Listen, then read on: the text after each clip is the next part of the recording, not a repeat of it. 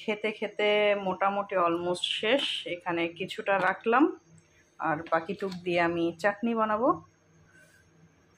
আমার যতটুকু চেরি সেই অনুযায়ী আমি কিছু জিরা নিয়ে নিলাম আর এখানে দিয়ে দিচ্ছি 5 ফোড়ন। আমি একটু এগুলো হালকা টেলে নিব, টেলে ক্রাশ করে নিব। খুব বেশি ক্রাশ করব না, জাস্ট আধা ভাঙা করে নিব। আমার জিরাগুলো আর 5 ফোড়ন টালা হয়ে গেছে। কয়েকটা শুকনা মরিচ টেলে নিব। আমি সাথে গুঁড়া মরিচও অ্যাড করব, তো এই জন্য শুকনা মরিচ বেশি দিলাম না, এটা জাস্ট ক্রাশ করে দিব। আমি এখন গ্রাইন্ডারে গ্রাইন্ড করে নিব। এই 5 ফোড়ন, জিরা আর শুকনা মরিচটা একসাথে আমি গুঁড়া করে নিব।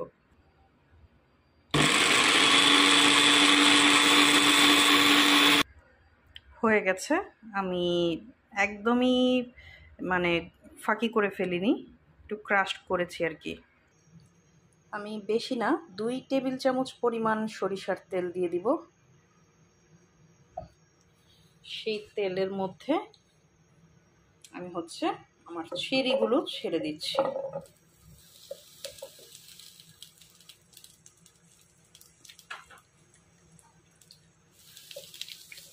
এখন আমি এটা ভেজে নিব। কিছুক্ষণ ভেজে পরে যা যা অ্যাড করার অ্যাড করে নিব। আমি এখন অ্যাড করে দিব হাফ কাপের চাইতে একটু কম ভিনেগার, আর সাথে অ্যাড করছি পরিমাণ মতো চিনি। চেরিগুলা অসম্ভব মিষ্টি, এই জন্য আমি খুব বেশি চিনি ইউজ করব না। আমি চিনিটা আবার পরে দেখে তারপর দিব। দিয়ে দিচ্ছি লবণ। লবণটাও আমি টেস্ট অনুযায়ী পরে অ্যাড করব। চুলাটা হালকা মিডিয়াম আঁচে দেওয়া। দেখেন চেরির জোস একটা কালার, সেই কালারটা বের হতে শুরু হয়েছে, কালারটা ছাড়ছে। এই সিরকা আর চিনি আর চেরির যে জুসটা, এখান থেকেই অনেকটা জুস বা পানি বের হবে। তো এই পানিতেই আমি চেরিটা পুরো সেদ্ধ করে নিব।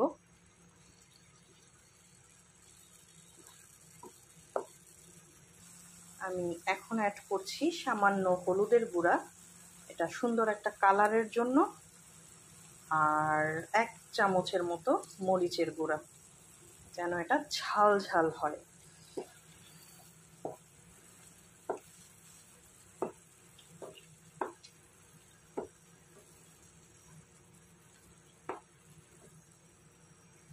দেখেন এই পর্যায়ে আপনাদের ঘরে যদি তেঁতুল থাকে আপনারা স্বাদ অনুযায়ী তেঁতুল অ্যাড করে দিবেন। আমার ঘরে তেঁতুল নাই, আমি তেঁতুলের ক্যান্ডি ইউজ করব।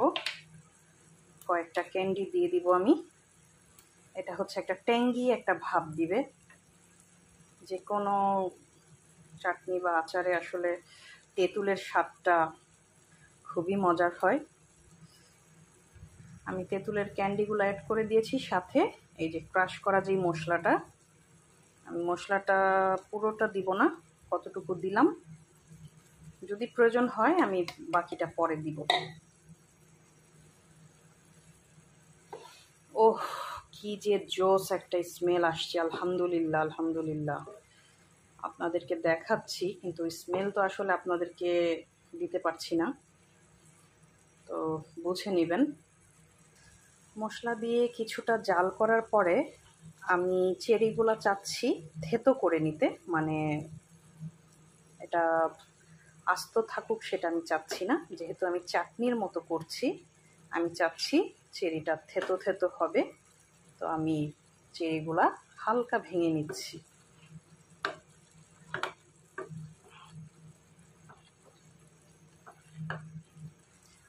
আমি চাটনিটা আর শুকাবো না, আমি নামিয়ে নিব। নামানোর আগে আমি একটু লেবুর রস দিয়ে দিচ্ছি, এটা টেস্টটাকে আরেকটু বাড়াবে। আসলে যেহেতু আচার বা চাটনি আমরা যেভাবে যেমন মুখের টেস্ট চাই, স্বাদ চাই, ওইভাবেই আমরা নিজের মনের মতো করে নিতে পারি। আমার মনে হলো লেবুর রসটা দিলে একটু ভালো লাগবে, আমি তাই দিয়ে নিয়েছি। আমি এখন নামাই নিব, আর শুকাবো না, কারণ ঠান্ডা হলে আরেকটু টেনে আসবে। এটা ঠান্ডা করে আমি সুন্দর একটা জারে নিয়ে নিব।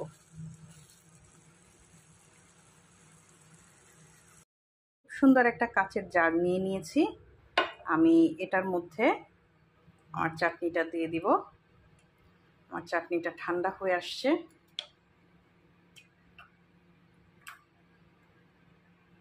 আমার পুরোটা জার ভরেনি, 1 কেজি মতো নিলে মেবি পুরোটা হয়ে যেত। এই তো, ওয়াও! এই হচ্ছে আমার চেরি চাটনির ফাইনাল লুক।